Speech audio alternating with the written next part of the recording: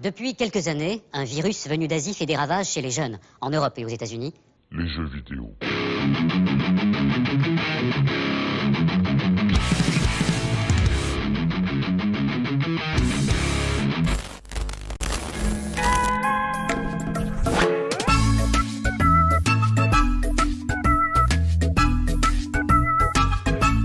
Et bonsoir à toutes et à tous, j'espère que ça fonctionne et j'espère que vous allez bien. On se retrouve pour le YOLO Show, c'est Troyer. Et je vais laisser la parole parce que j'espère qu'il va bien et que tout fonctionne, mon cher Le Zéro, comment vas-tu ? Ça fonctionne impeccablement, je ne sais pas de quoi tu parles. Bonsoir à tous, bienvenue dans la paillote. Le problème n'a pas eu lieu, tout va bien. Le YOLO Show, mercredi, 21h, 23h sur la Colonne TV. On est là pour l'avant-dernière de la saison. La semaine prochaine, ce sera la toute dernière. On fera une pause en août et on reviendra au mois de septembre avec des bugs corrigés, des trucs à chier enlevés, de meilleures choses. Enfin, on garde le meilleur et on rajoute de bonnes choses. C'est le programme de la saison 2, début septembre. Mais il nous reste encore 2 émissions à faire, celle-ci, avec un invité exceptionnel. Quand même. On va le dire. Hein. Un chevelu. Un chevelu que vous avez pu apprécier juste avant nous. Il sera là pour parler. Alors, de quel sujet? Pourquoi avons-nous invité Dalziel? Voilà. Pourquoi l'avons-nous invité? On va parler de bande dessinée aujourd'hui. Il y a peut-être des fans parmi vous, peut-être des gens qui en lisaient avant, qui en lisent plus. On en parlera. Oui. La bande dessinée, parce que c'est un truc de geek, finalement. Et un truc de passionné, et que le YOLO Show, c'est aussi un truc de geek. Voilà, et de passionné surtout. Donc, bande dessinée, évidemment, manga, comics, bande dessinée traditionnelle, française, belge, etc. On parlera de tout. À partir du moment où il y a un peu de dessin, un peu de texte, hein, voilà, on abordera le sujet tout à l'heure. Vous verrez un petit peu l'angle qu'on a choisi. On vous en parlera, évidemment, dans quelques instants. Bon, on va s'attaquer aux news. Petit jingle, et on se retrouve après.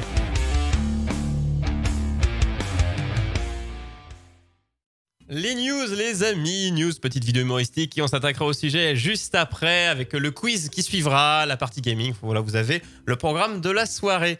Première news, attendez, on va la remonter. Alors ça, Le Zéro, il a adoré, je suis tombé dessus, il s'est dit miam ou pas, justement. KFC, vous connaissez, hein. Il veut s'essayer. Il veut, hein. On sait ce qu'il va le faire, on se doute qu'ils vont le faire quand même, aux nuggets de poulet bio imprimés en 3D.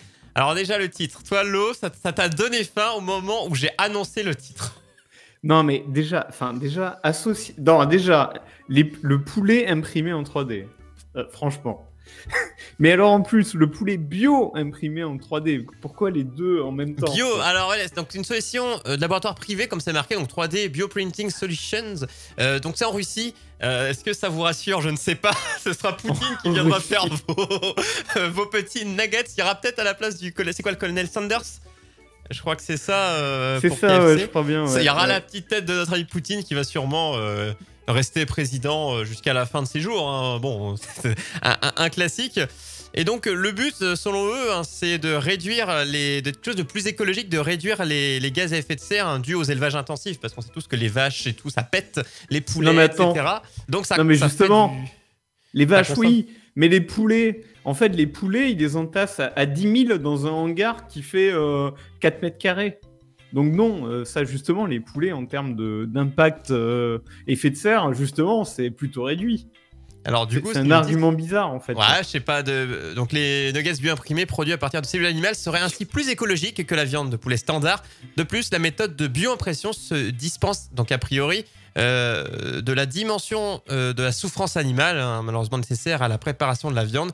Néanmoins, du fait de leur origine animale, ces nuggets, parce qu'évidemment c'est d'origine animale quand même, d'où le bio, ces nuggets du futur ne resteront pas compatibles avec un régime végétarien ou un mode de vie vegan. Mais j'allais dire la France. Oui, le monde avance. Le monde tourne dans le bon sens. Les restaurants du futur, est-ce que tu te vois ne plus consommer? Ça me fait penser un petit peu à des... C'était quoi? C'était un Louis de Funès. Un Louis de Funès. Celui où il est avec Coluche, où il joue son fils. L'Alouette Suisse, je crois que c'est celui-là. Les usines qui veulent faire bouffer des salades en plastique. On est en plein dedans, j'ai l'impression. Hein. C'est le sujet, on en parle depuis des années, on en rigole, mais on va y arriver. Il y a des tas de films de science-fiction où tu peux imprimer ta bouffe. Tu choisis le plat et le truc se fait imprimer et il sort, t'as un plat complet. Retour vers le futur. Il y a un moment où du coup Marty va voir, du coup, quand il voit son lui du futur avec sa famille, où le fils, je sais plus, au niveau du micro-ondes ou truc, il met une feuille et ça ressort le truc en vrai, je sais plus trop. C'est ça, ouais. En fait, on est terrifiés. C'est le truc du futur que j'ai pas envie de voir, ça. Voilà, en fait, le futur fait rêver, mais pas totalement. Mais non. Reste à voir, mais je pense qu'on sera mort le jour où ce sera avant que ce soit généralisé, donc bon, soyons rassurés. Alors, avant que ça existe, non, mais avant que ce soit partout et obligatoire, je pense que, bon, pas tout de suite. L'agriculture a encore de belles années devant elle.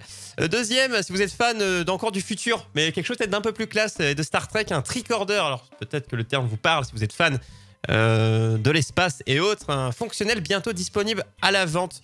Donc, à savoir, je vais dire ce que je ne connaissais pas. Je ne suis pas un grand fan de Star Trek. Alors, c'est leur petit gadget d'exploration qui peuvent ouvrir là et qui peut détecter des trucs, analyser surtout l'environnement, les sons, etc.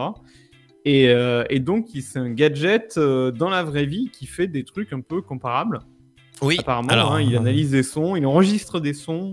C'est ça, donc est-ce que ça vous fait rêver? Moi, je suis curieux de voir des tests, justement. Les youtubeurs qui se jetteront dessus pour tester. Moi, je regarderai en tout cas, par curiosité. J'en prendrai pas, mais par curiosité.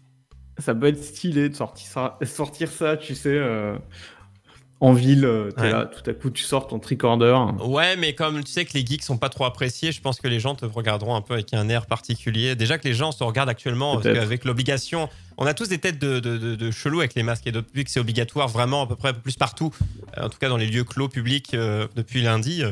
Depuis le lundi, on va dire une date précise, le lundi 20 juillet 2020, parce qu'on ne sait jamais quand est-ce que ce podcast sera écouté, quand ça le sera, évidemment. Et donc, été 2021, $250.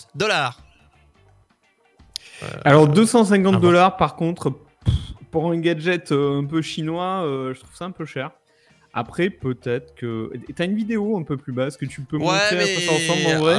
Alors c'est une vidéo, vous allez rêver, hein, regardez, c'est beau. Alors, je vais couper la musique parce que je crois qu'elle va être sous droit d'auteur.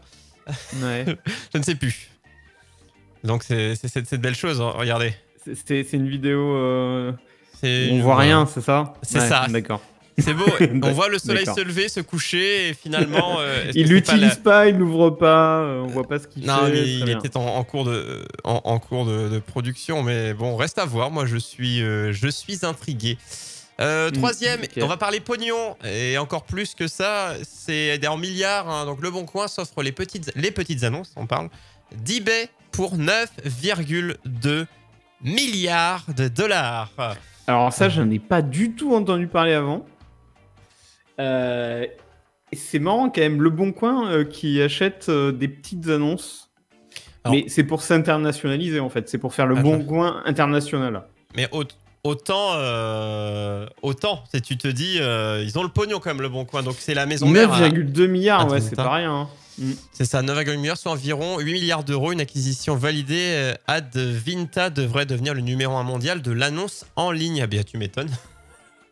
Tu m'étonnes, la maison mère qui a pris un gros boost. Hein. Donc quand j'avais vu ça, c'était là.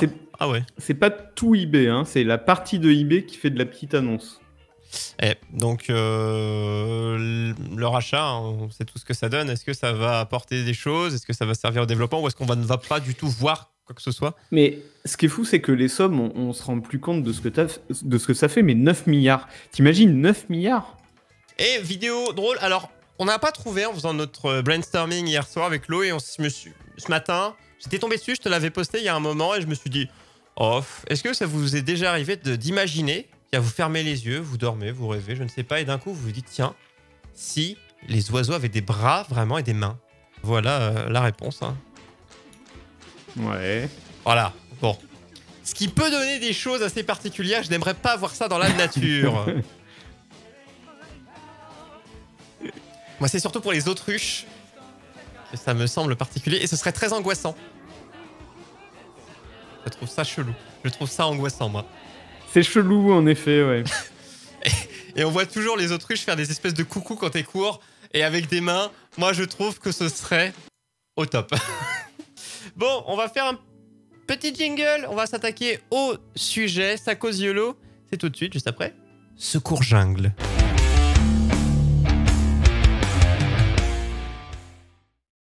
Donc voilà, ça cause YOLO avec notre sujet du soir. Alors, on l'a intitulé « La bande dessinée est un luxe ». Donc, bande dessinée de tous bords, on est dit bien, BD standard, Astérix, Tintin, ou alors Naruto, les comics américains. Voilà, on va parler de la bande dessinée au sens large. Et comme quoi, ce serait quand même un produit de luxe. Est-ce que vous êtes du même avis ou pas? Alors déjà, j'ai dit que c'était un produit geek, c'est pas sûr, parce que c'est vraiment un truc de grande consommation. Tout le monde a lu Astérix, Tintin et compagnie. Et puis les mangas, beaucoup de monde lit des mangas. Par contre, est-ce que vous lisez vraiment des mangas en papier? Est-ce que vous achetez, comme Troyer, la série complète? Est-ce que vous avez une étagère entière comme Dals qui va nous rejoindre dans pas longtemps? Qui est là. Salut Dals. Je suis en Skype, coucou.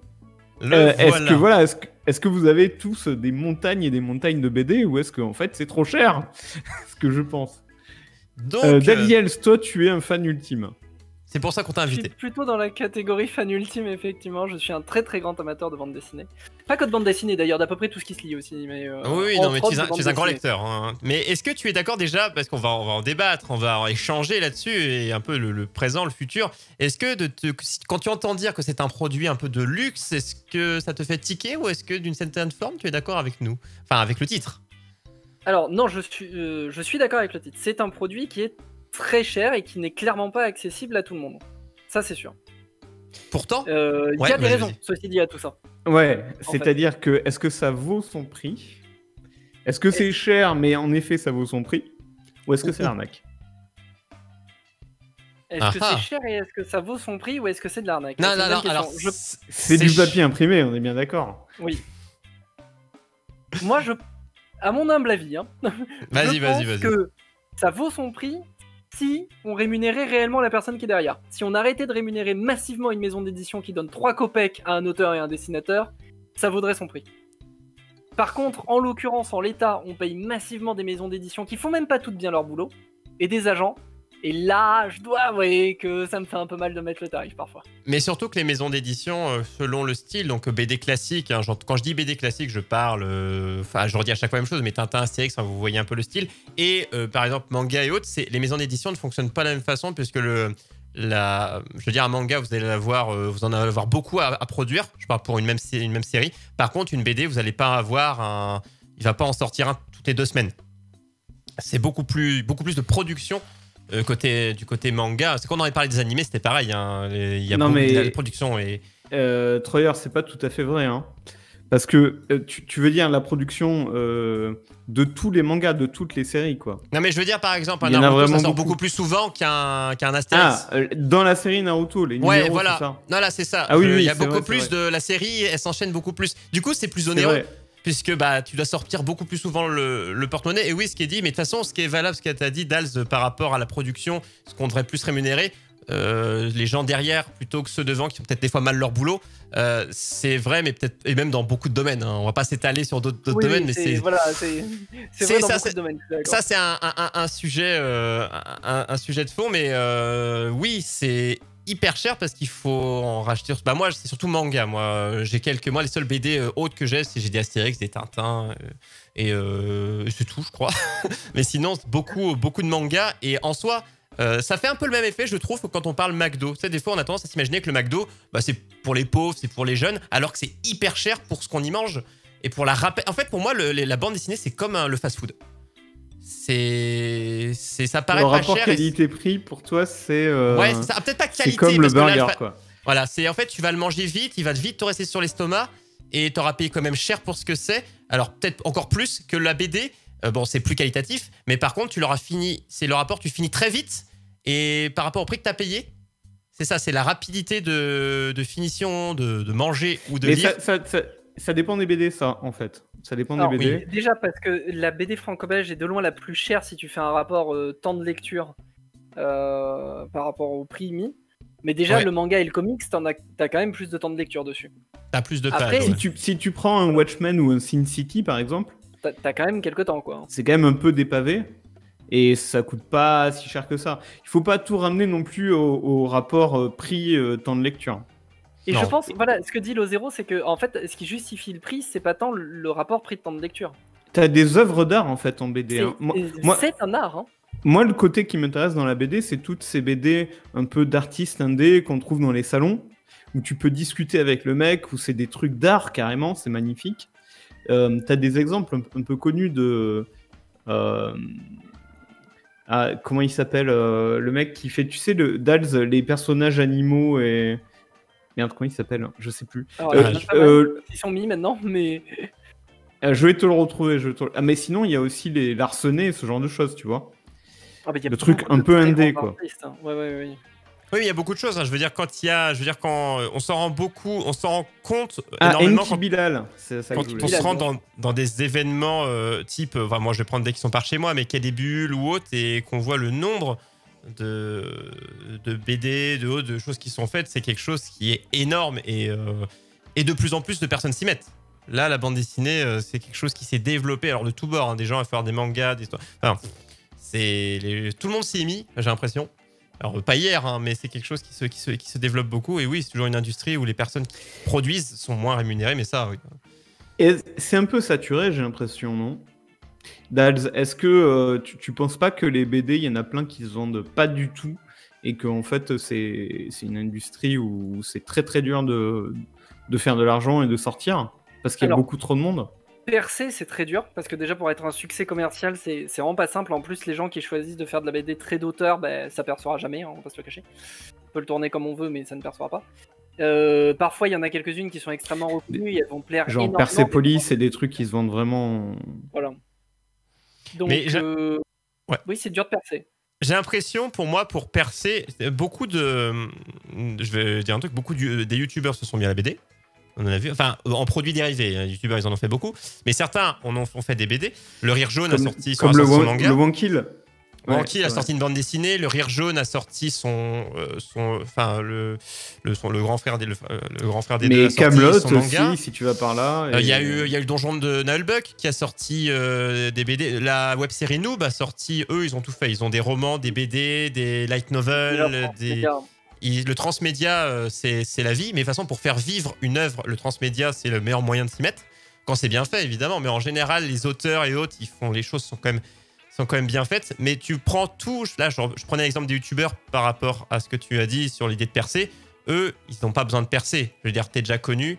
Ah oui, non, mais eux, ils profitent de leur notoriété pour avoir une sorte de produit dérivé qui est une BD dont ils savent, avant même de la produire, qu'elle va se vendre. Wankill, quand ils font une BD, ils savent très bien qu'ils vont la vendre comme si... c'est comme s'ils imprimaient de l'argent, en fait. Exactement, ouais. Et ça n'empêche pas que ça reste quand même bien fait. J'ai vu des produits dérivés de youtubeurs qui étaient bien pires. Donc je pense qu'en tout ce qui est BD ou autre, ça va. Il y a eu la BD Griezmann, Antoine Griezmann. Enfin, c'est pas un youtubeur, mais ah oui. Il y a de tout. Hein. Il y a vraiment beaucoup de choses qui sortent. Voilà, je leur dis Donjon Nullbuck, ça part d'une web série. Beaucoup de choses maintenant partent de produits. Un youtubeur, il part de gratuit. Son moyen de vente, c'est quelque chose de gratuit. C'est-à-dire sa notoriété, il l'a pas fait payer. Et après, il a vendu des BD. Si on prend le Donjon Nullbuck, la saga audio MP3, elle était gratuite. Noob, la web série, elle est gratuite. Donc on part toujours de faire sa notoriété gratuitement. Et après, on monétise via les moyens classiques, quoi. Mais c'est vrai que c'est pas évident. Et en termes de nombre, parce qu'on sait que toi, Dals, tu es le grand. Est-ce que tu as déjà compté le nombre de bandes dessinées de tout genre, de tout bord, que tu as chez toi? Est-ce que tu es submergé ou pas? Compter, en fait, je compte très indirectement. C'est-à-dire que je tiens... non, alors je l'ai compté au tonnage quand j'ai dû déménager, mais c'était tout livre confondu.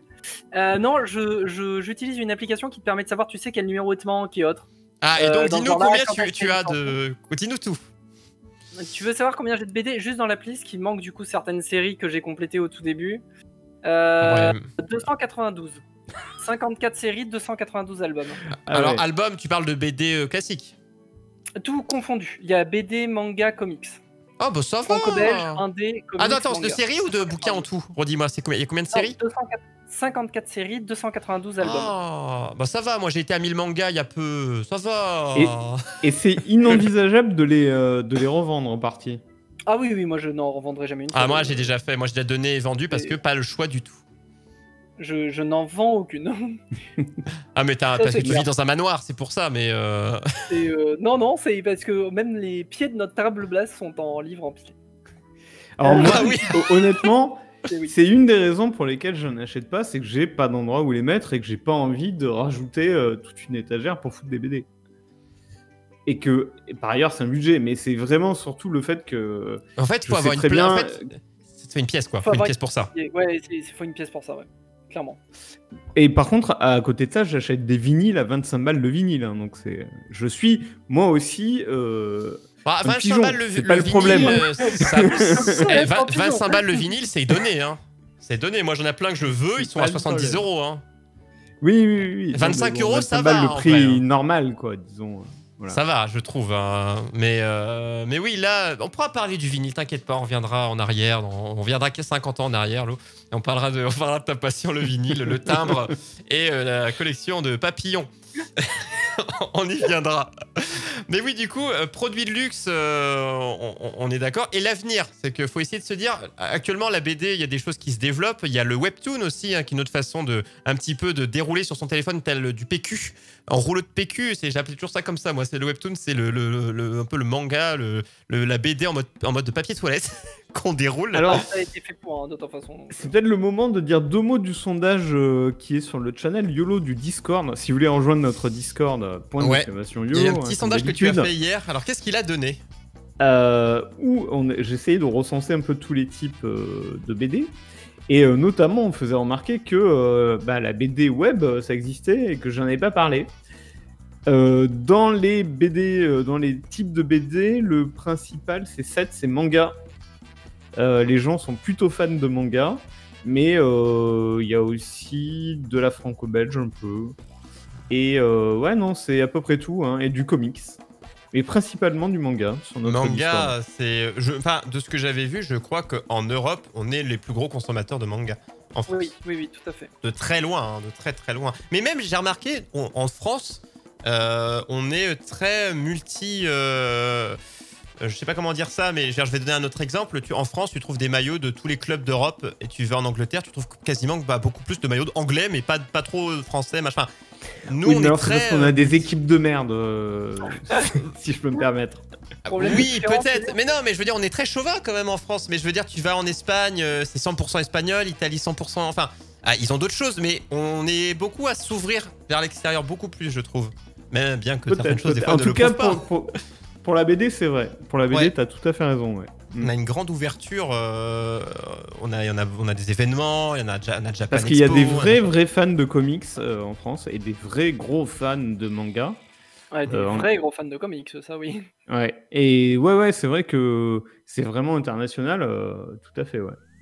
Après, sur le manga, c'est un tout. Pour moi, hein, de mon point de vue, c'est un peu plus un dérivé de l'animé.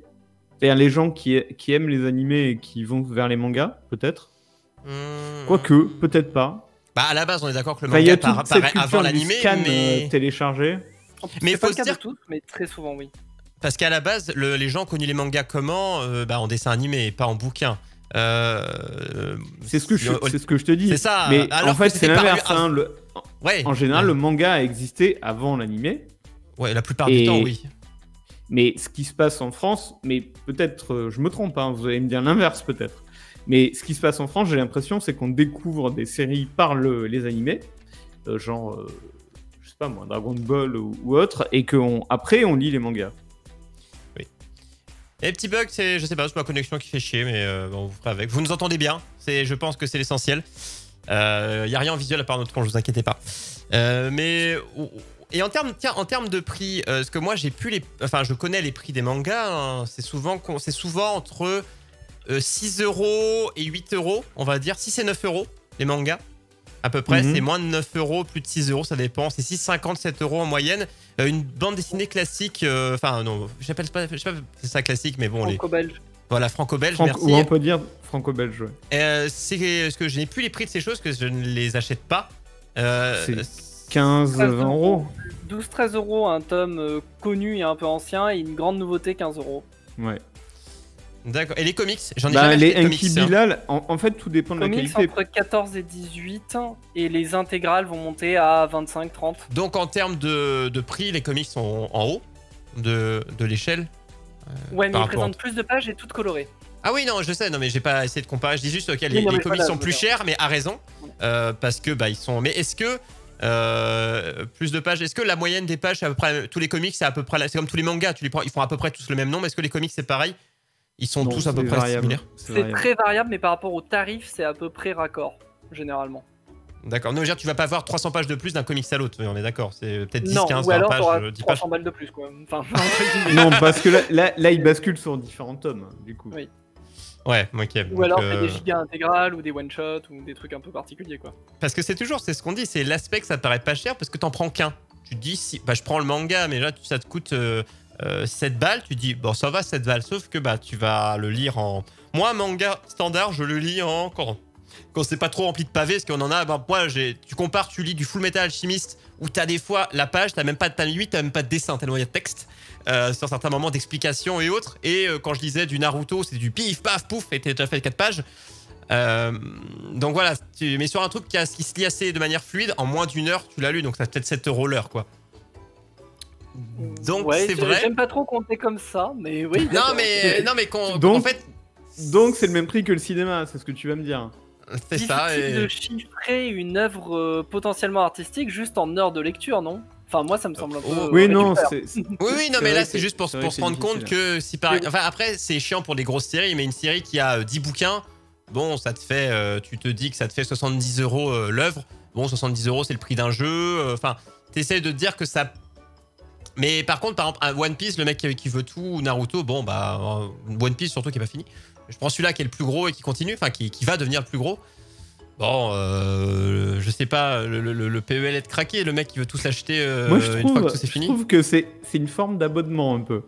Ah, je suis d'accord. C'est-à-dire que t'en payes 52, ben voilà quoi, t'as payé ton abonnement de T'as envie de l'année. payer la fin en plus, hein. Donc, Mais imagine, attends, je sais même plus, on est à combien One Piece, mais je crois qu'on s'approche des. C'est payant. On s'approche Oui, des 100 tomes, je crois.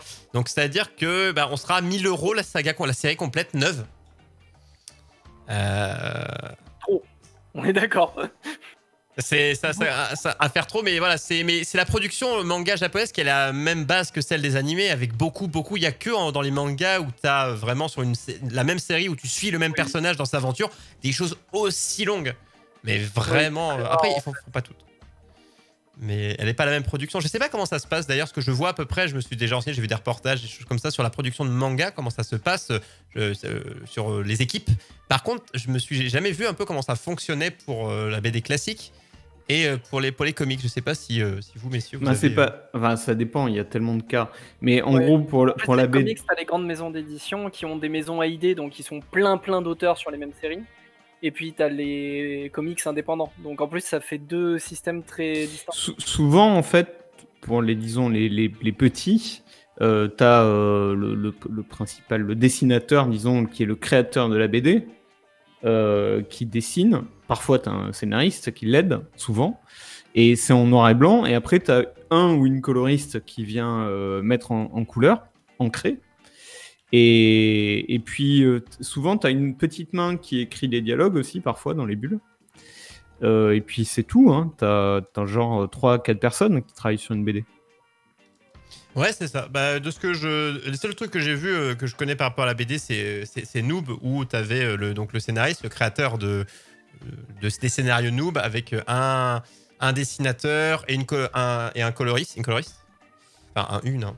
Et ouais, c'est ça, c'est 3-4 personnes. Et contrairement, tu prends au manga où ils peuvent être une armada, quelque chose de beaucoup plus développé, quoi.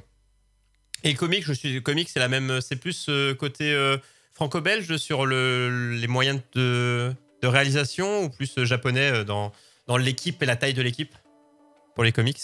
Alors, je sais pas du tout, moi. Alors, Pas les d'Al- comics, Ouais. t'as deux grandes écoles. T'as le comics dit indépendant, ou du moins qui n'appartient pas à Marvel, DC, Vertigo.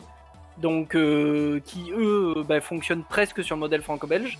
Et puis tu vas avoir le comics qui se situe en maison des idées, Donc comme Marvel et DC notamment. Donc en fait là c'est des packs d'auteurs qui sont réunis ensemble en fait, qui choisissent ou pas leur dessinateur, souvent pas.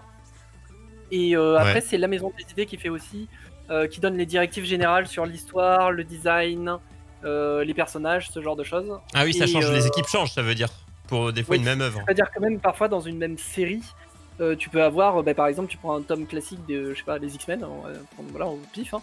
Si c'est pas un tome hors série, si c'est un tome en série, tu peux avoir 4-5 auteurs pour la même chose de dessinateur, plus de coloristes.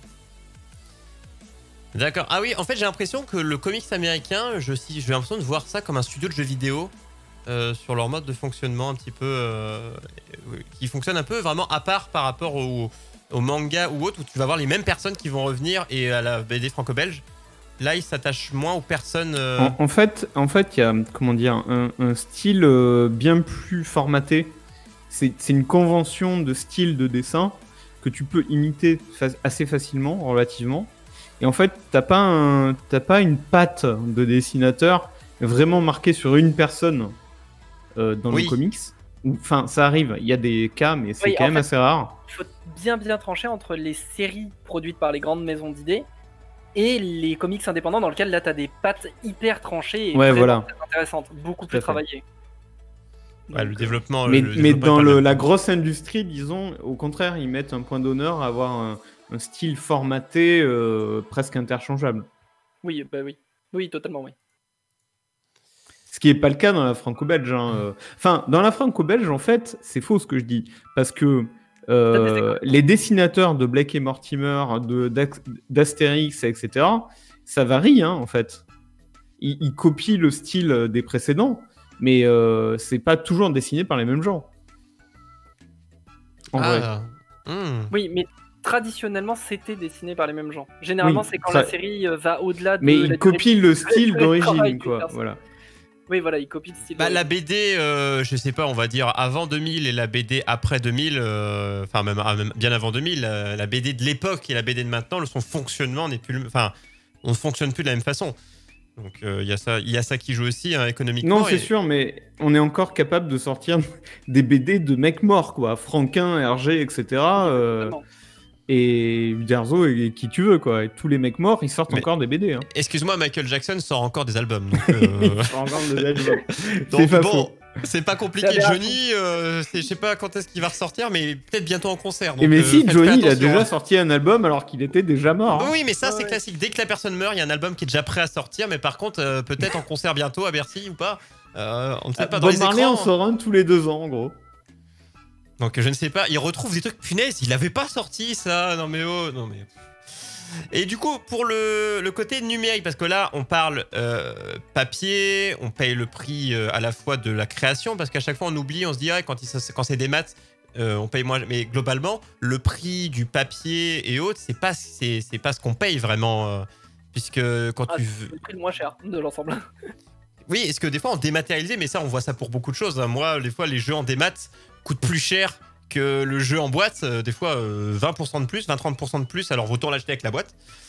Et là-dessus, j'ai pas vu trop ce que j'achète que en papier. Et, c'est quoi le rapport prix du coup pour la même BD que tu vas aller acheter et son équivalent numérique, le rapport de France, prix? Ça va pas trop changer puisqu'il y a une loi qui s'appelle la loi unique du livre et qui encadre les prix des livres, et les personnes qui fixent les prix, les éditeurs n'ont pas de marge de manœuvre, les librairies non plus.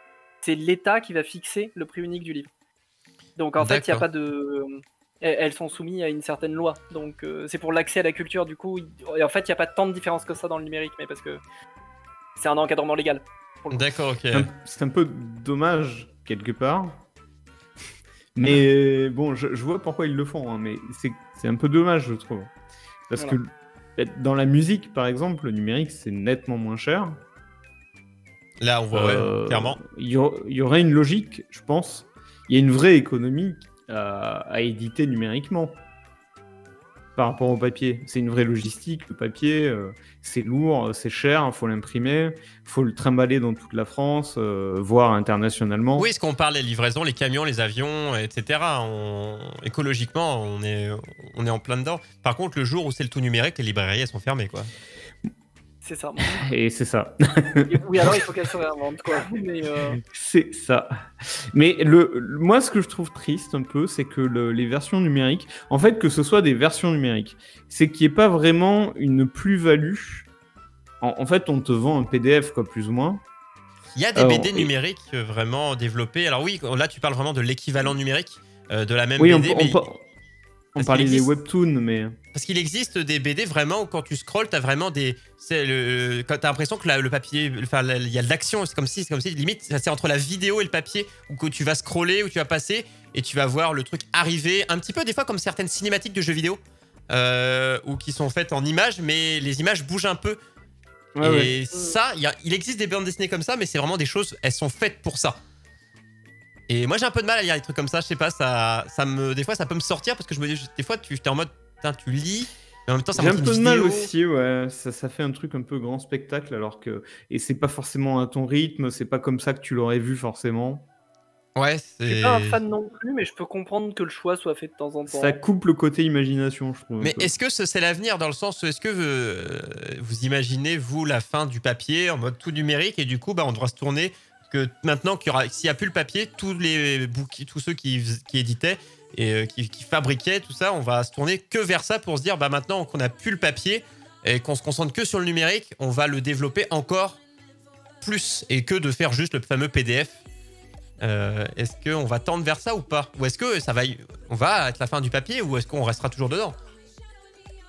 Il y a toujours le vinyle pour la musique. Excellente question. Moi, je pense que pendant longtemps encore, il y a des amoureux du papier, j'en fais partie, qui vont le maintenir qui vont maintenir l'économie autour. Est-ce que à terme, ça va finir par s'éteindre? Grande question. Je pense que, imaginons dans 3000 ans. Oui, voilà. Non, mais oui, dans les années à venir, oui, ça va. Après, je pense que quand ça va disparaître, c'est juste que les gens vont réduire un peu et les gens ne pourront plus assez en vivre et ça s'arrêtera à ce moment-là où ce sera insuffisant et les gens vont dire fuck it parce que on peut plus en vivre, donc c'est mort, ça coûterait trop cher. Puisque il y aura plus d'arbres, il y aura plus rien, on sera tous morts et au bout d'un moment, on mangera des sauterelles. Du coup, il n'y aura plus personne pour lire. Il y aura plus de sauterelles. Oui, c'est vrai, on sera tous morts, donc il n'y aura plus personne. Il y aura plus de BD post-apocalyptique, du coup, puisque ça sera plus c'est ce qu'on appellera de la science-fiction. C'est ça. Quel avenir pour l'instant? On se dit que le papier a encore quand même de beaux jours parce que on est très. Je sais pas si c'est. Je sais qu'en tant que Français, on l'est. Après, dans le monde, je ne sais pas. Un peu quand même. On aime tout ce qui est vintage, oldies, revenir à l'ancienne. Je disais l'exemple des vinyles. Vinyle ou cassette audio, il y a des auteurs et des artistes qui y reviennent. Cassette VHS, on s'est posé la question quand on a parlé un petit peu de ça avec Woody. On n'est pas encore sûr que la VHS va vraiment revenir, mais on l'a compliqué. C'est fort possible. Mais parce que c'est compliqué de mettre de la qualité sur une VHS, mais bon, tout est possible. Mais le bouquin, je pense que ça subira pas le côté numérique parce que les gens ont encore du mal. Il y a les liseuses qui ont amené ce côté agréabilité de lecture. Peut-être que ce qu'on dit là maintenant, que c'est un luxe, un peu par provocation, peut-être que ça sera tout à fait vrai un jour. Hein. Que le fait d'avoir un bouquin en papier, vraiment neuf, ou en tout cas en très très bon état, ça sera un luxe incroyable. On fera du troc de romans et de bouquins. C'est possible. C'est le troc du futur. On fait déjà du troc de romans et de bouquins plus ou moins. C'est vrai. C'est vrai. Il y a un marché de l'occasion et il y a les boîtes à livres dans lesquelles on peut venir déposer. Beaucoup de boîtes aux livres d'ailleurs. Et on peut en reprendre d'autres. Donc, dans les petites et grosses communes, il y a les boîtes à livres, ça se développe. Ça fonctionne. Et à voir que les médiathèques et autres marchent très bien, n'empêche beaucoup. Moi, à chaque fois que j'ai été soit bosser là-bas ou autre, j'ai vu beaucoup de jeunes y aller. Donc, c'est pas quelque chose qui se perd. Je veux dire, ils sont plus. Je dis les jeunes, j'ai l'impression d'avoir 50 ans. Sont plus écran, c'est une réalité. Sont plus regarder une vidéo que. Enfin, regarder. Télécharger des scans de manga, par exemple. Non, voilà, mais sont moins lecture quand même. Mais il y en a quand même beaucoup.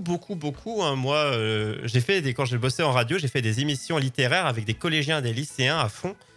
Et non, c'est encore d'actualité. Si on prend juste le sujet de la lecture, il y a encore beaucoup de sujets d'actualité. Et vraiment avoir le bouquin, ils ont encore la passion du livre pour l'instant. On va dire que les générations qui viennent ne sont pas trop pourries. C'est la provocation. Merci Troyeur. Ça fait un peu vieux con comme phrase, non? Non, ça va. J'ai bossé avec beaucoup de jeunes et j'ai vu l'avenir de l'humanité sombrer. Pour J'ai certains. vu l'avenir de l'humanité. Voilà. En Ouais. certains, j'ai vu la fin du monde, mais j'ai beaucoup eu. Quand même, c'est très peu. La majorité. C'est-à-dire que moi, je lis beaucoup moins. Et je me disais, bah allez, si moi, ma génération, on lit moins, plus ça va aller, plus. Et ben non, il y a quand même des retours. Je trouve quand même des fois que la génération qui suit lit même beaucoup plus que la mienne. Donc ça va. Il y a pas, c'est pas une chute, quoi. C'est le bouquin a de belles choses. Et la BD, c'est vraiment à part. T'as vraiment le roman qui est vraiment d'un côté et la bande dessinée de l'autre qui peut avoir les deux. Toi, Dals, tu fais la doublette. Moi, je fais la doublette. Oui, il collectionne l'intermédiaire entre les deux, le roman graphique. Oh. Le roman graphique. Explique-nous. Exemple. C'est toute BD très très longue et en un seul tome en fait, qui constitue un roman graphique parce que ça se construit comme un roman, c'est-à-dire tu as une seule histoire dans un seul bouquin, mais qui est mis en image façon BD. Alors il peut être mis en image en fait de façon très très diverse, soit version BD telle qu'on la connaît avec des cases, des bulles, tout le bordel, mais ça peut être aussi parfois une page de texte, une page de dessin en face.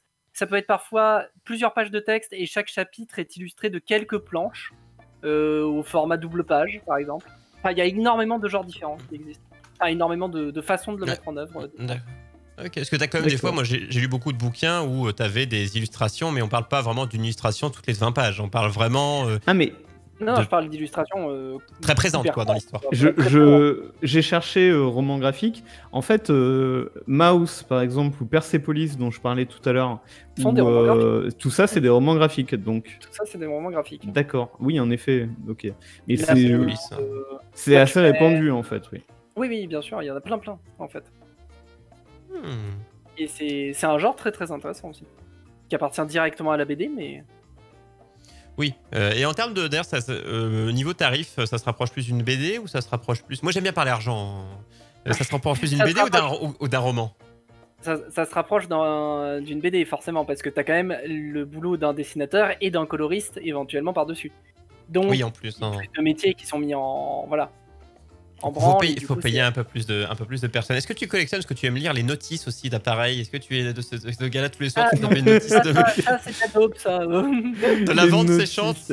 Et moi, le jour où les notices sont écrites par des romanciers ou autres, moi, je serais curieux de voir un petit peu cette blague faite. Ça serait lu. Qui lit les notices? Ouais. Qui lit les notices en entier? Personne. En général, quand t'as un problème, tu la lis entre deux lignes. Si tu la lis, parce que globalement, tu as trop d'orgueil pour la lire. Tu cherches un truc, quoi. Voilà, mais non, c'est non. Mais en consommation, du coup, lecture manga, et c'est l'alternative. Je veux dire, moi qui n'aime pas lire, moi, la bande dessinée, ça coule. Ça coule de source, quoi. Mais bon, on se rend compte que quand on achète, tu vois, un bouquin, on se dit, ok, dès que j'achète 2 mangas, je suis à 13 balles. J'en prends 3, je suis quasiment à 20. Et je sais que j'en ai 20 autres derrière. Bon, voilà, c'est toujours ça de toute façon par rapport au titre, un produit de luxe. Je remets l'exemple du McDo, mais on est vraiment en plein dedans, quoi. Mais l'avenir est droit devant, et bon, bah, toi, Dals, qui est grand collectionneur. McDo, à la différence quand même que McDo, tu payes pas la qualité. Dans la BD, tu payes quand même le talent de l'auteur, du dessinateur qui... Évidemment, c'est provocateur cette comparaison, et tu es tombé dans le panneau. Ça reste un produit artistique. Oui, McDo, tu payes l'employé qui fait ton burger et tes frites. Tu payes un employé artistique qui va empiler telle la tour de piste ton burger et réussir à rendre le burger plus dégueulasse que sur la photo, c'est un art, et je pense que tu le sous-estimes, mon cher Dals. Je suis d'accord, je sous-estime. L'art de la frite trop salée, trop molle, mais tout est beau. Attends, ils ont une prime de risque, hein, j'ai appris. Oui, tout à fait. Au cas où il se brûle, c'est normal quand t'es à la friteuse. Attends. Non, mais au cas où tu deviens addict au McDonald's et que tu prends du poids et qu'après tu dois prendre un rendez-vous avec un diététicien, il y a tous ces risques à prendre évidemment en compte. Je sais pas si c'est par rapport à ça, la prime de risque. Non, je sais pas. J'essaye de me dire, est-ce qu'on avoue tout? Est-ce qu'on va dire non? On n'est pas là pour faire des révélations. Vous le saurez peut-être plus tard.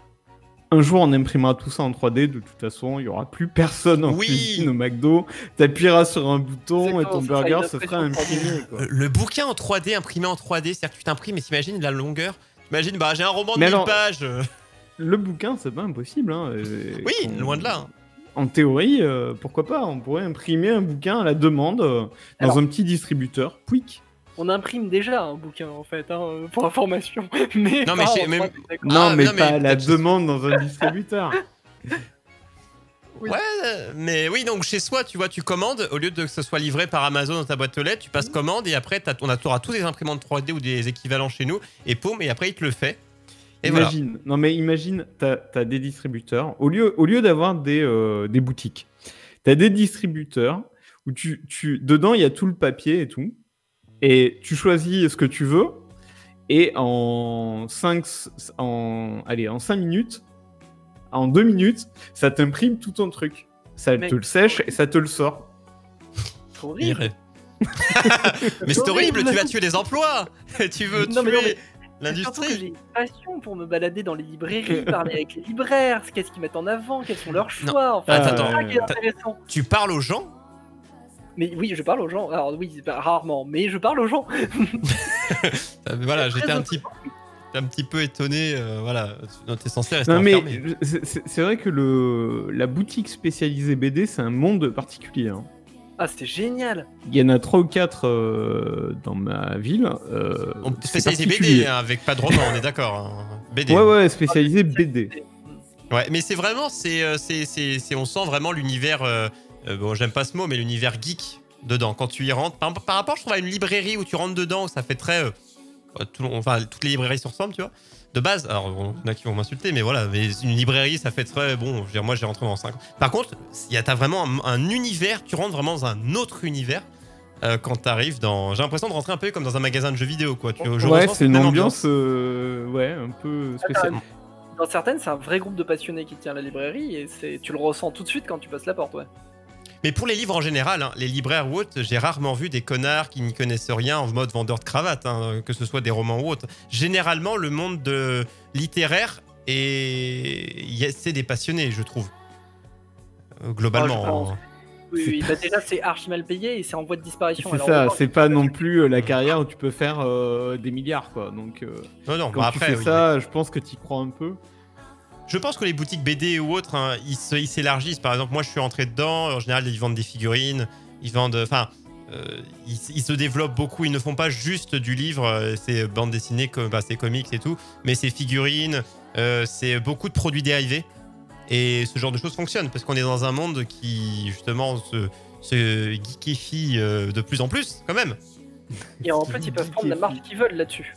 sur les Qui sont produits généralement dérivés. plus impressionnantes que sur les livres. Donc, Alors, effectivement, les figurines à 150 balles, oui, je me doute bien qu'ils prennent une belle marge dessus des fois. Hein. Sur certaines que je vois, je dis ah ouais. Et le grand devant, ah c'est 3000 balles. Ah oui, ok, elle est encore. Oh, mais bon, voilà, il faut qu'il se rattrape parce qu'évidemment le bouquin. Mais bon, je pense que la BD, type, enfin, je sais pas si on doit dire, c'est triste de dire laquelle s'éteindra avant, mais pour moi, voilà, le manga et le comics vivront plus longtemps, je pense. Mais ah, Pas forcément. non, pas forcément. La BD franco-belge a quand même beaucoup son public aussi et elle produit des choses exceptionnelles. Donc, Mais le public, je trouve qu'il est plus restreint. Il y a moins, je trouve qu'il y a moins, il y a moins nombreux, quoi. C'est-à-dire que moi j'aime ça, mais j'en achète Ils pas. sont moins jeunes. C'est ça Ils sont qui est bien, ils sont moins jeunes. Ils sont moins jeunes, ils sont en train de disparaître. Non, voilà, il y en a moins, oui, moins jeunes. En vrai, oui. De toute façon, le public manga, il est il y a une grande partie qui est, c'est des ados, tout simplement. Une grande partie d'ados. Et ce qui n'est pas le cas, les BD classiques, on va dire, franco-belges, ils les lisent à la médiathèque ou au CDI, quoi. Mais Oui, il y a une surproduction Oui, mais de certains genres enfin, par rapport à d'autres. La BD franco-belge, ça va bien plus loin que tous les clichés qu'on a, tu vois, de Lucky Luke ou. Ah, ou- bah je veux mon neveu. oui, c'est Ça va. plus, c'est quelque chose qui est beaucoup plus. Il y a plus un développement artistique par rapport. Alors même si les autres, il y en a un, on va pas dénigrer, mais il y a plus. C'est- Il y a, oui, la c'est démarche la artistique, vraie- elle est encore plus développée, quoi. C'est vraiment. Et c'est souvent de la BD avec une vraie patte, quoi, une vraie intention d'auteur et Oui. une vraie originalité. Voilà. Je m'inscris un peu en faux sur cet argument-là. Parce qu'en fait, ça, c'est ce qu'on veut souvent faire croire. Et que la BD franco-belge est plus cultureuse dans ce sens-là.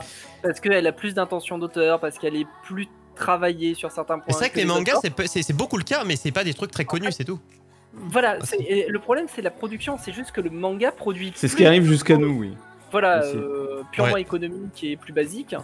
Mais en fait, un bon auteur, et d'ailleurs on commence à le voir, et je trouve ça hyper intéressant, ou un bon auteur-dessinateur quand ils sont deux, vont choisir le format de BD qui leur convient, quelle que soit leur origine ou leur façon de procéder. Par exemple, on voit des Français qui se mettent à écrire des mangas ou des comics, Ouais, parce de que plus en c'est plus. un format qui s'adapte à leur histoire. En fait, Ouais, le c'est support est censé être au service du fond.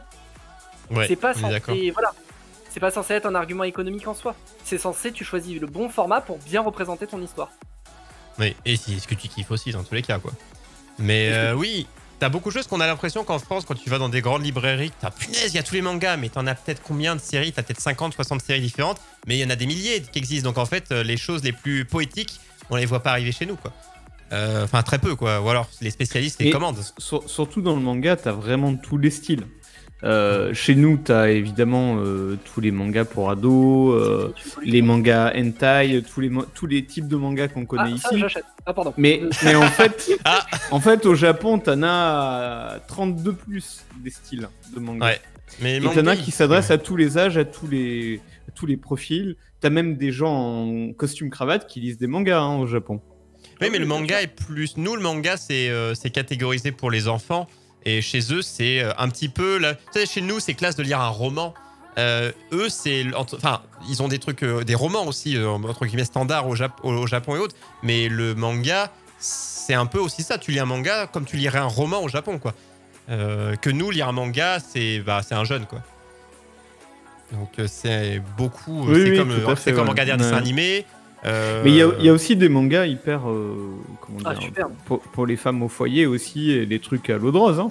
Ah oui, il y a des trucs super nuls, mais il y a aussi des mangas super. Mais il y a aussi des mangas d'art. Il a jugé. Non, pardon, je veux dire, il y a des mangas qui s'adressent à un Non, mais il y a des trucs vraiment où c'est vraiment où on va te. C'est vraiment une histoire très profonde sur des fois des faits historiques, sur des. Il y a de tout, hein, vraiment. Moi, j'en ai vu des mangas sur des trucs assez en mode des trucs vraiment pas trash, mais vraiment où c'est l'histoire telle que tu t'imaginerais dans un roman, sauf que là, t'as le dessin en plus, quoi.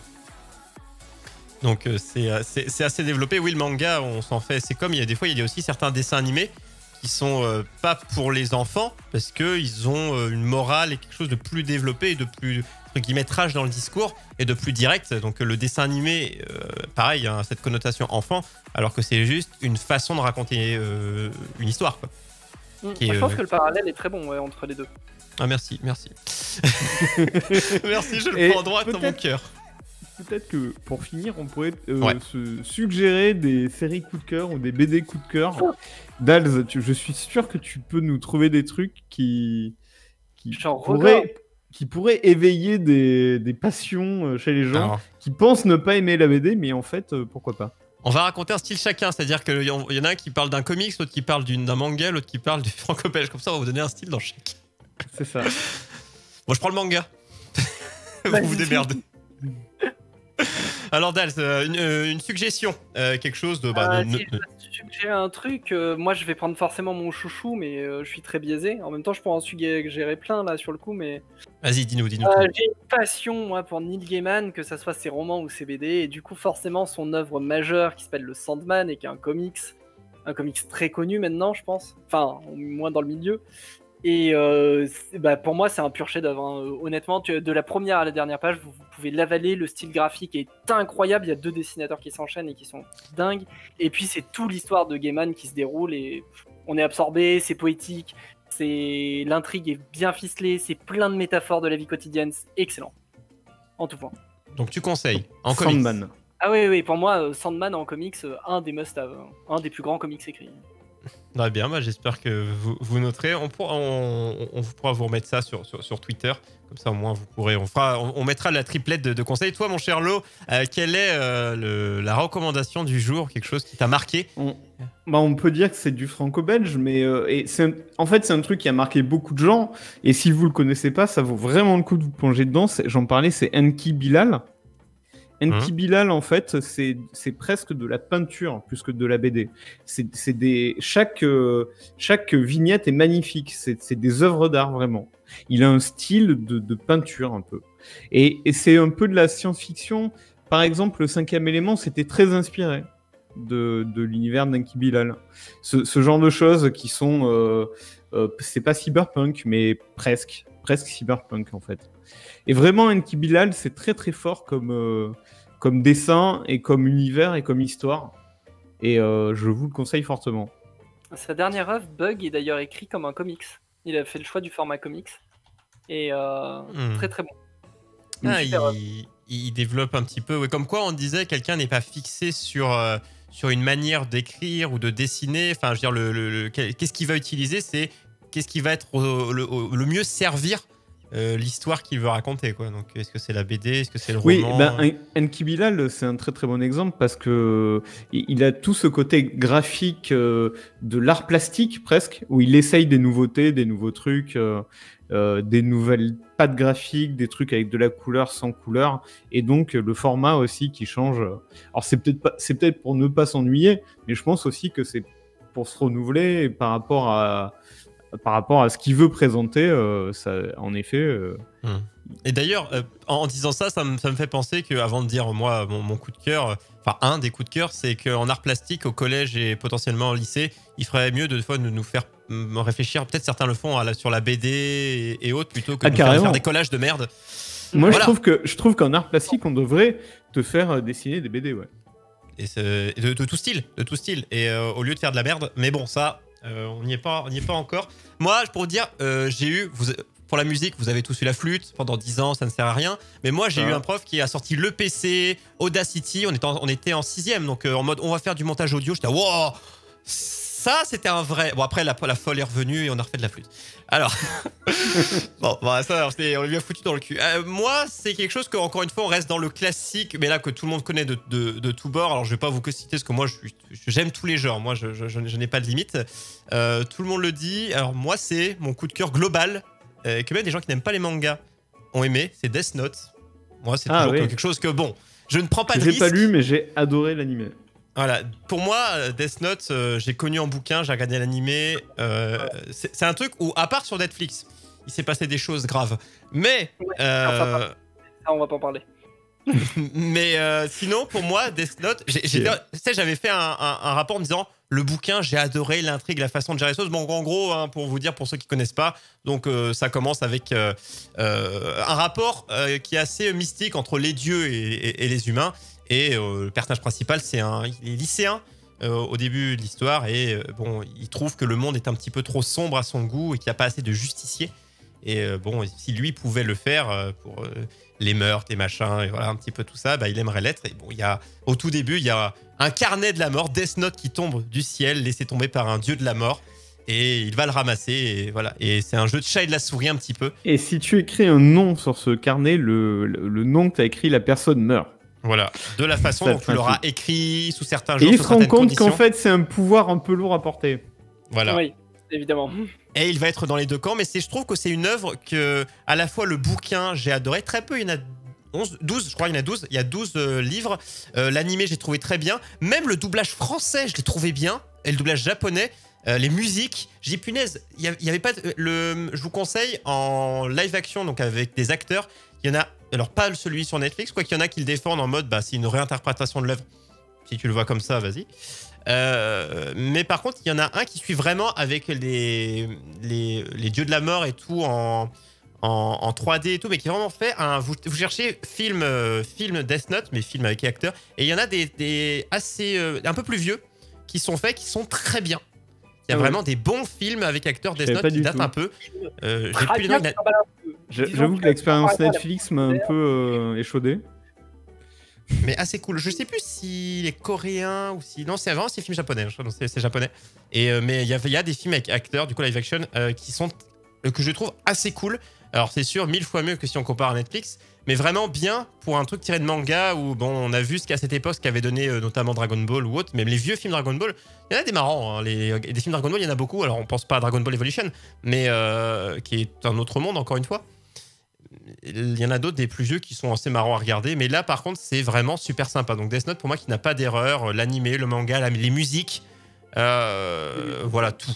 Voilà. Et court, c'est-à-dire que c'est la classe, ouais. Je vous conseille, même des gens qui n'aiment pas. Moi j'ai ma sœur qui s'en fout, s'en branle des mangas. Elle a dit c'est sympa. Donc c'est quelque chose qui n'est pas en mode Naruto, pouvoir. Enfin je veux dire ça reste assez concret ce qui s'y passe, à part les dieux de la mort. Mais tout le reste est à peu près standard, cohérent sur ce qui se passe dans le monde, quoi. En manga, il y en a un moi qui m'a vraiment frappé. C'était je crois, c'est le sang de la vigne, ça s'appelle. Je sais pas si vous connaissez. Oui. De nom, mais le sang de la vigne. En fait, ça prouve qu'en manga, tu peux tout rendre épique et intéressant. Et là, c'est en fait des gens des jeunes qui découvrent le vin, qui découvrent les différents types de vins. Des gens, des vieux qui ont des vieilles bouteilles et qui leur en parlent et tout. Et en fait, tu peux rendre ça mais complètement épique. Ah mais les Japonais, ils savent faire. Ils goûtent le truc et là, tu vois des paysages et ils sentent le goût qui les ramène à tel truc et tout. Et voilà. Dans le même style, Food Wars. Sans de la vigne. Food Wars, voilà, là-dessus où on va mettre la nourriture en extase. Il y a eu le petit chef. Il y a eu donc Food Wars si on reste au niveau de la bouffe, mais globalement la bouffe, le sport, les Japonais savent rendre tout exceptionnel. Je veux dire, moi j'adore les mangas sportifs, Ice Shield 21, Kuroko no Basket, Prince of Tennis, et ils te rendent des choses, tu te dis, alors les sports, quand on les regarde ça peut souvent être impressionnant, mais ils te rendent quelque chose qui est, regarde Olivier Tom, le public et le commentateur pour un match de poussin, on y revient toujours. On s'en branle. T'as déjà vu un match de poussin? J'en ai vu, moi. On se fait chier. Ils se passent sur rien. Ils peuvent rendre ça épique. Voilà. Moi, match de poussin rendu épique. J'aimerais trop faire ça, moi. Faire en gros en coop avec quelqu'un, faire le commentateur. Tu te pointes à un match de poussin de Benjamin, mais vraiment un match chiant. Et t'es là, ouais, tu fais vraiment les grosses voix et tout. Moi, je veux voir ça. Alors, j'ai fait une erreur terrible. Le sang de la vigne, c'est une série télé avec Pierre Arditi. Oui, c'est pour ça. J'étais en mode, mais les gars, ça me dit, je connais, mais je me dis pas que c'est un manga. Ça s'appelle comment ton truc? Confondu avec les larmes de Dieu, non? Les larmes de Dieu, ouais, tout à fait. Sans la vie sur ça, je me dis, mais ça me dit quelque chose que mes parents doivent regarder. Non, les gouttes de Dieu. Les gouttes de Dieu, pardon, pas les larmes. Les gouttes de Dieu. Mais les gars, on va vous laisser aller vous coucher. Je pense que vous êtes fatigués. Hein. Fatigué, oui. Bon, en tout cas, on a fait vos petits conseils. Bon, rien d'exceptionnel pour ceux qui connaissent. Hein. Moi, je pense que j'ai fait le truc le plus obvious, Death Note. Même les gens qui suivent pas les mangas, des fois, ce nom résonne quelque part, notamment grâce ou à cause de Netflix. Mais on va dire que ça a peut-être donné envie aux gens de se renseigner. Pour ceux qui ont aimé, ils sont les 2-3, ils sont peut-être allés chercher le manga derrière. Et ça, c'est une bonne chose. Je vois le côté positif. Blame en manga est un chef-d'œuvre. Blame, oui.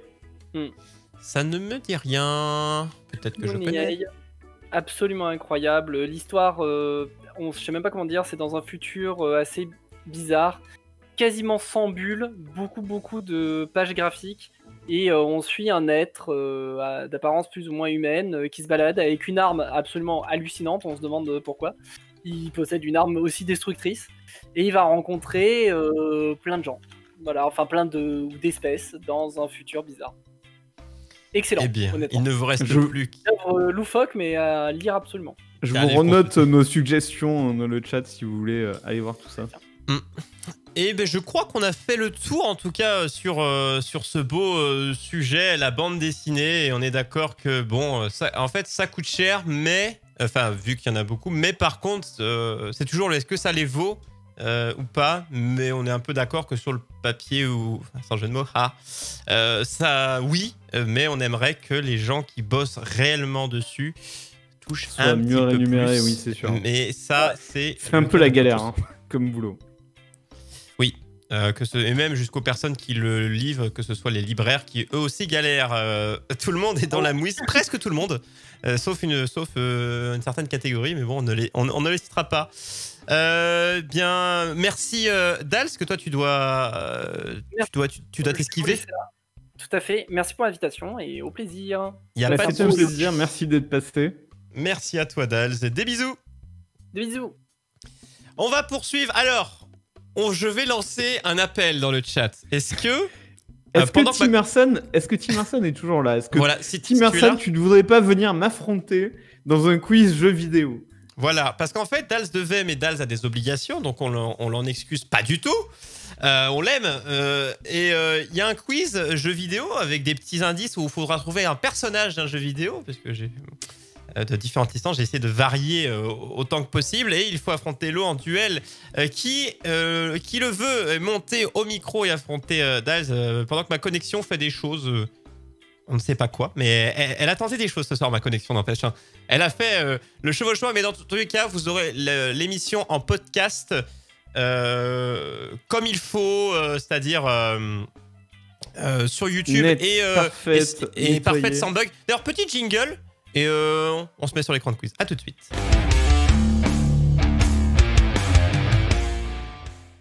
Qui est chaud? Parce que sinon, je vais te poser les questions et je noterai le nombre de points que tu as. Je regarde notre chat, je vois qu'il y a Ishtaris possiblement. Ah, tu surveilles Ishtar, le si tu salaud. veux venir. Si vous voulez, quiz jeux vidéo, il va falloir retrouver des personnages de jeux vidéo avec quelques explications plus ou moins simples. Et donc très simple les règles. Donc une bonne réponse, 1 point. Et si en plus on me donne la saga de laquelle il est issu, 1 point supplémentaire. Donc 2 points sont possibles à obtenir par question. Il y en a 10. Ça m'a fait 3 pages de texte quand même, hein, puisque j'ai à peu près 5-6 lignes d'écriture par personnage. Donc j'ai bossé, je suis prêt, j'ai bossé et les gars, vous ne voulez pas participer. Je sais que Lo a une réputation de gagnant depuis le début avec un 100% de défaite, mais quand même, vous pouvez venir tenter votre chance. Alors, la dernière défaite, franchement, c'était à deux doigts. Hein. Elle était à peu près... non, tu as perdu. Tu m'as un peu volé. Hein. Oui, mais si tu avais bien répondu, tu aurais gagné. Et ça, je tenais à le... Sur la dernière question, ouais. à le préciser. Bon, écoute, sinon, moi, je joue, le chat joue, et puis après, on compte. Voilà, bon, je compte jusqu'à 5. 5, c'est bon. Premier, donc il y en a 10. C'est parti. Alors, je vais pas le faire en mode top. C'est une petite boule dont la couleur fait penser à un gros bonbon. Il se balade à travers les plaines et prairies en copiant tel Kakashi ou du monde de Naruto les pouvoirs de ses ennemis. Ses antagonistes sont à la fois un roi fou maniant un énorme maillet et un clone de lui-même ailé et armé d'une épée. Je fais ma première apparition en 92 sur Game Boy. Je suis Donkey Kong. Alors, Donkey non, Kong. aucun rapport, rien à voir. Un maillet. L'ennemi, évidemment, porte un maillet. Ah, je t'ai à peine L'antagoniste. écouté, en fait. C'était commenté, là Il faut réécouter. Si tu as moins 1 point, tu Ok. pars avec une négative de ne pas m'écouter. C'est une petite boule dont la couleur fait penser à un gros bonbon. Il se balade à travers les plaines et les prairies en copiant tel Kakashi de Naruto les pouvoirs de ses ennemis. Ses antagonistes sont à la fois un roi fou maniant un antagoniste et ses ennemis. Hein. Je précise. Un roi fou maniant un énorme maillet et une sorte de clone de lui-même, ailé et armé d'une épée. Et je fais ma première alors, apparition. Je t'ai déjà dit, moi, Nintendo, j'y connais rien. Donc, C'est vrai que j'imagine que ça n'a ça aucune doit culture en être, jeu vidéo. Ça doit être... comment s'appelle ce truc mignon, là aucune idée. Je sais Alors, plus. Je vois à la peu près ce que c'est. Mais... réponse est Kirby Ouais, voilà, Kirby. de la saga Kirby. Ouais. Jusque-là. Bon, eh bien, nous Ça avons m'en touche une sans bouger l'autre, hein, comme dirait un l'autre. rond. C'est comme ne pas dire, de dire qui est Zidane et de dire je ne connais pas. Tristesse. Deuxième personnage. J'ai une passion pour l'archéologie, mais je ne passe pas ma vie dans les musées. Je passe de temple en temple, de liane en liane tel Tarzan, mais je ne suis pas Cheetah ou Cheetah. Tantôt pointu, mes attributs ont fait trembler et tomber amoureux plus d'un geek devant sa télé. J'ai fait ma première Tomb Raider. apparition. Je cherche des personnages, mon gars. Je fais ma première apparition sur PlayStation en 96. Je suis... Comment elle s'appelle Oui, celle de Tomb Raider. Voilà. Lara Croft. Très bien. Donc, tu as trouvé aussi la saga. Donc, ça te fait 2 points. Parce que 1 point pour le personnage. Alors, faut dire que 1 point pour le personnage et 1 point pour la saga. Troisième Ah, personnage. j'ai oublié ce détail. D'accord. Eh oui, mais c'est d'abord le personnage que je cherche. Ma peau est d'une blancheur à faire pâlir Colgate. Le rouge symbolise ma rage, mais je ne suis pas blessé. Je me bats nuit et jour pour mon honneur et ma gloire. Je n'ai peur de rien ni de personne et surtout pas des dieux. Je fais ma première apparition sur PS2 en 2005. Qui suis-je? Un grec qui joue. Pour refaire, j'ai rien compris. Oh, il est sourd. Il est sourd. Il est sourd, cet homme, c'est le grand âge. Ma peau est d'une blancheur à faire pâlir Colgate. Le rouge symbolise ma rage, mais je ne suis pas blessé. Je me bats nuit et jour pour mon honneur et ma gloire. Je n'ai peur de rien ni personne et surtout pas des dieux. Je fais ma première apparition sur PS2 en 2005. Qui suis-je? Ah ah! Aucune idée. Oh là là, est-ce que le chat a une idée? Je vois Greg qui avait trouvé tout à l'heure pour Blanc, Lara Croft. rouge, PS2. Là, tu peux voir si ça fonctionne bien, du coup, sur mon son fonctionne bien sur le stream, savoir s'il n'y a pas de bug au passage. Oui, oui, très bien, très bien. Ah, très bien, très bien. Alors attention, je laisse encore 3 secondes. 3, 2, 1. Et il s'agissait de Kratos de God of War. Ah bon? Ah oui, la peau blanche, ouais, peut-être un peu, ouais. Ah là là là là, je lui mets les grands classiques sous les yeux, il ne trouve rien. Le pauvre Lo-Zero, j'ai pourtant fait. Et il affronte les dieux, il n'y en a qu'un. Enfin, un grand. Oh, si tu savais combien il y a de jeux vidéo où on affronte des dieux. Ah bah c'est le plus emblématique en tout cas. Jeu numéro 4. Je me balade H24 en peignoir ou pyjama blanc au choix. Mon meilleur ami est un blondinet millionnaire qui lui passe sa vie en rouge. Je passe moi ma vie dans les rues à me battre, mais je ne sais pas pourquoi. Je suis le grand maître du karaté. J'ai fait ma première apparition sur borne d'arcade en 1987. Mais Facile. tu veux un personnage, donc c'est Ken ou Ryu? Je choisis. Attends, il est rouge. J'ai pas compris en fait. Ah, je parle à un vieux monsieur. Je me balade H24 en peignoir ou pyjama blanc. Blanc. C'est Ken. Eh bien, perdu. France en première raison, c'était Ryu. Ah bah, voilà. Voilà. Super. Et tu as la saga? Très content. Bah oui, Street Fighter. Bah allez, je te donne 1 point. Très content, bien adoré. Oh là là là là, rien ne va plus, bravo. Mon cher François, dans le chat, tu as trouvé 5. Notre personnage est policier dans la vie, en tout cas il appartient aux forces de l'ordre, est tel Rick de la série The Walking Dead, et avec une coupe un petit peu à la Justin Bieber, il fait tomber non pas les filles mais les zombies comme des mouches. Son prénom rappelle un petit peu un film de Luc Besson. Il fait sa première apparition sur PlayStation en 98. Qui est-il? Ah ah! Un jeu où il y a un flic qui tabasse des zombies en 98.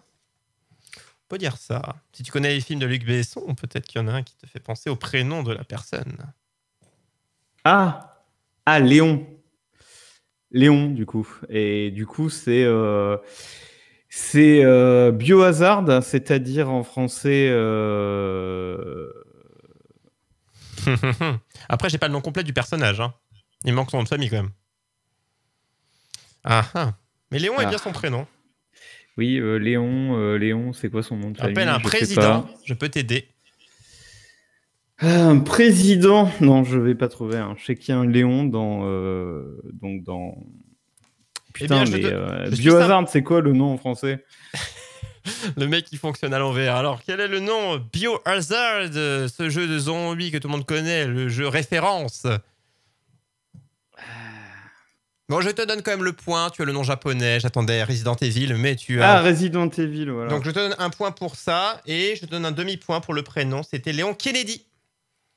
Eh ben, j'ai jamais su. Léon Scott Kennedy. Ça, vous voyez Léon.s. C'est Léon Scott Kennedy. Voilà, tu as 0,5 puisque tu avais trouvé. Le prénom, 6e, tout de noir vêtu. En tout cas, tout de noir, tout court. Et fonçant à la vitesse de la lumière, il affronte notre héros bleu préféré, icône d'un constructeur mort il y a longtemps. Il ne pense qu'à lui ou presque, et il fait sa première apparition sur Dreamcast en 2001. Alors ça c'est Knight, et la série c'est Sonic. Alors, tu as la bonne série, tu n'as pas le bon personnage. Je te laisse une autre chance. Knuckles. Tout de noir vêtu. Ah, de noir vêtu. Enfin, Attends, vêtu. C'est un méchant. Tout de noir composé. Dans si tu Sonic, préfères. il y a un mec noir. Oui. Ok. Oui. C'est un méchant, on est bien d'accord. Alors, un méchant, on va dire que c'est un Vegeta dans Dragon Ball. C'est-à-dire que c'est un méchant, mais bon. Comprends-tu? Dark Sonic, là, je sais pas comment il s'appelle. Ouais, je sais pas. C'est le Sonic noir. Il s'agit de Shadow. Ouais, bah voilà, je sais plus. Ok. Mais bon, déjà, t'as bien reconnu. C'est pas mal. On en a des points si c'est bon, on y est. 7e. On est pas mal, on avance. Je suis un jeune afro-américain vêtu d'un Marcel blanc. Lorsque le joueur prend mon contrôle, je me retrouve dans une ruelle accompagné d'un vélo. Mon but est de retrouver mon quartier et mes amis passés, dont certains ne le resteront peut-être pas, mes amis. Je fais ma première apparition sur PS2 en 2004. Et je suis contre les drogues dures. Voilà. Aucune idée. Un afro-américain sur un vélo sur PS2. Oui, enfin, le vélo faut pas se cantonner dessus. Hein. Il fait pas que du vélo. On n'est pas sur des jeux de skate ou autre, ou de BMX. Je répète, je suis un jeune afro-américain vêtu d'un Marcel blanc. En tout cas, tout ce que je raconte, c'est pour le début du jeu. Et lorsque le joueur prend contrôle de ma personne, je me retrouve dans une ruelle accompagnée d'un vélo.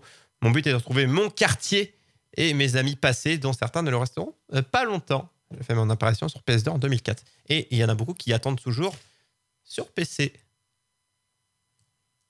À chaque fois. Aucune idée. Alors, donc on a Greg qui avait donné une bonne chose. Donc je parlais de Carl Johnson, CJ dans GTA San Andreas. Qui est le seul que j'ai pas fait, je pense. C'est con, c'est le meilleur. C'est dommage. Voilà. Bah voilà, tu sais ce qui te manque, tu sais ce qui te reste à faire. Moi, j'y joue sur PC. Mais non, mais il est sorti sur PC, San Andreas. Ah oui, je sais, non mais en général, c'est les GTA sortent toujours plus longtemps après sur PC. Donc c'est pour ça que je dis, à chaque fois, on les attend sur PC parce qu'ils sortent toujours sur console en premier. C'est pour ça. Ouais, Si, c'est 100%. plus vrai. Ces derniers temps, c'est plus trop vrai. Mais si, c'est vrai, le GTA V, c'était un an entre les deux, peut-être. Ouais, mais les tous, ils sont sortis là, GTA San Andreas, c'était un an après. C'est souvent un an après les GTA. Mhm. Mais voilà, donc on parlait de CJ Carl Johnson. Suivant 8, mon job à moi, c'est la guerre et j'opère dans les squads Alpha, Beta, ou est-ce que ce serait peut-être pas Delta ? Je ne tire pas sur des humains, mais sur des, je vais donner un indice un peu fort, des locustes. Rien que le nom, ça me file des frissons. Mon prénom rappelle un célèbre animateur de Game One. J'ai fait ma première apparition sur Xbox 360 en 2006. Ouais, c'est Halo. Non. Ah, c'est Gears of War, pardon. Alors, tu as la saga, c'est pas mal. Et Gears of War, et tu veux quoi, le personnage ? Bah, comme ce qui est depuis le début. Il oublie les règles en cours de route, mon ce cher Mais il y en a Lozero. plein, ils sont plusieurs, en fait. Oui, mais on va dire qu'à chaque fois, je cherche le personnage principal, le global. Souvent le personnage principal, quand même. Mon job à moi, c'est la guerre et j'opère dans les squads. Du coup, Delta, je te donne l'indice, je ne tire pas sur les humains, sur les locustes. Tu as trouvé mon nom, mon prénom. Rappelle un célèbre animateur de Game One. Ex. Normalement. Ouais, je crois. Marcus. Ah, tu as le Marcus. prénom, mais... Ah, mais Marcus, comment ?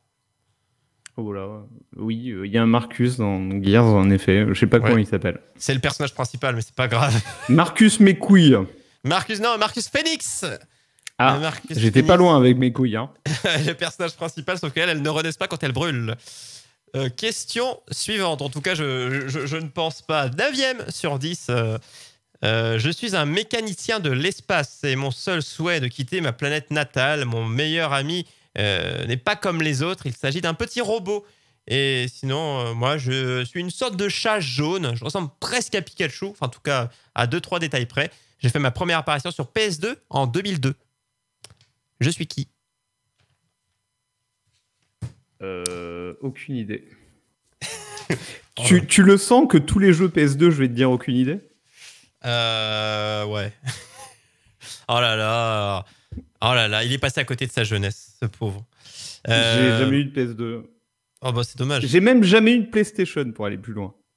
Moi j'ai jamais eu la PlayStation, non. Moi j'ai eu la PS2 et PS3. Et J'ai PS4. eu Ouais. toutes les Xbox par contre. Ah t'as eu les moins bonnes, c'est dommage. Bah oui, écoute. On va faire Il le débat. y a deux écoles. Hein. Non, moi j'ai toujours alterné. Alors, je rappelle, un mécanicien de l'espace, c'est mon seul souhait de quitter ma planète. Mon meilleur ami n'est autre qu'un petit robot. Sinon, moi, je suis une sorte de chat jaune, en tout cas de loin. Je ressemble presque à un Pikachu. 2-3 détails près, je fais ma première apparition sur PS2 en 2002. Et le nom du personnage est dans le titre du jeu, en partie. Aucune idée. Aucune info, il s'agissait de Ratchet et Clank. Et d'ailleurs, j'aurais pu dire que Squeezie a doublé... j'ai été doublé par Squeezie. On ça aurait peut-être été trop simple. Avec cette info, ou pas, pour toi. Non, pas du tout. Ouais, carrément pas. Rien ne va plus. Et dernière question, on retourne chez Nintendo, hein. Malheureusement pour toi, parce qu'on l'avait quitté. Mais bon. Donc moi, une de mes consignes, c'était surtout du jeu PC. Ouais, mais il y a des héros Au PC. moins Il y en à a moitié, au moins il y en a quasiment 50% pas de des jeux héros PC. connus PC, quoi. J'ai fait le tour, j'en ai pas trouvé les beaucoup. consoles, déjà Nintendo, aucune. PS, aucune. Donc voilà quoi. C'est Ouais, assez mais Lo, limité, il veut des héros de jeux vidéo PC connus, mais bah ouais. Bah j'ai pas trouvé. J'en ai pas trouvé beaucoup en tout cas. Dernière. Toute ma vie, le monde m'a pris pour un homme. Je récolte de l'argent à travers l'espace. J'affronte régulièrement les pirates de l'espace vêtus de mon armure. Déjà ça.